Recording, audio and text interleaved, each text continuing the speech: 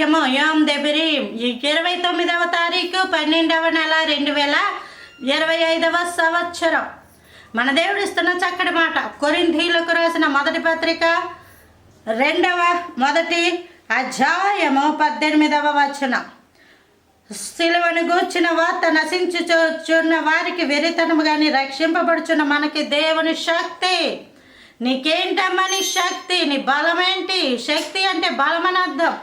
ఏంటి నీ బలం? నీ దేవుడే నీ బలం. నీ భర్త కాదు, నీ భార్య కాదు, నీ పిల్లలు కాదు, నీ ఆస్తి కాదు, ఉద్యోగం కాదు, హోదా కాదు, నీకున్న పరువు కాదు, ప్రతిష్ట కాదు, నీ వెనకాల ఉన్న మనుషులు కాదు, ఆరోగ్యం కాదు, ఏవి కాదు. ఇవన్నీ తరిగిపోయేదే. నువ్వు దేని మీద ఆధారపడితే అది నీకు ఉండదు. నువ్వు దేవుని కన్నా దేన్ని ఎక్కువగా ప్రేమిస్తే అది నీకు ఉండదు. దేవుడే నీ శక్తి, దేవుడే నీ బలము. మనం ఈరోజు ఈ విధంగా ఉన్నా అంటే దేవుని కృప. దేవుడే నా శక్తి అని చెప్పగలవా నీవు? దేవుడు నాకు తోడై ఉన్నాడని చెప్పగలవా? కొంతమంది దేవుడిని ఆశ్రయంగా చేసుకోరు, మనుషులను ఆశ్రయంగా చేసుకుంటారు. మనుషుల సహాయము వ్యర్థము, రాజుల సహాయము.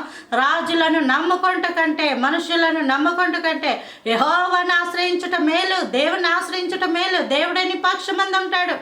ఆయన గొలియాతును సైతం ఒక్క దెబ్బ కొట్టగలిగిన దేవుడు.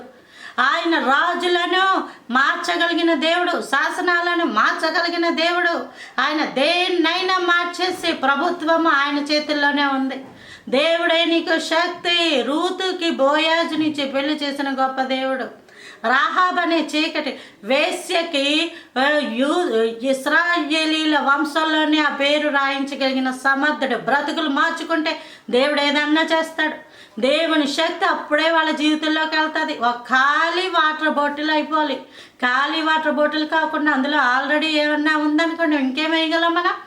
దేవుని దగ్గర నీళ్లు కుమ్మరించినట్లు మన ఆత్మను కుమ్మరించాలి, మన ప్రార్థన కుమ్మరించాలి. మొత్తం కుమ్మరించి కడిగేసుకొని ఖాళీ పాత్ర వల్ల ఉన్నప్పుడు దేవుడే వచ్చి ఆ పాత్రను, ఆత్మను నింపునుగాక. అదే దేవుడి శక్తి. అప్పటి నుంచి దేవుడి కోసం బ్రతుకుతారు.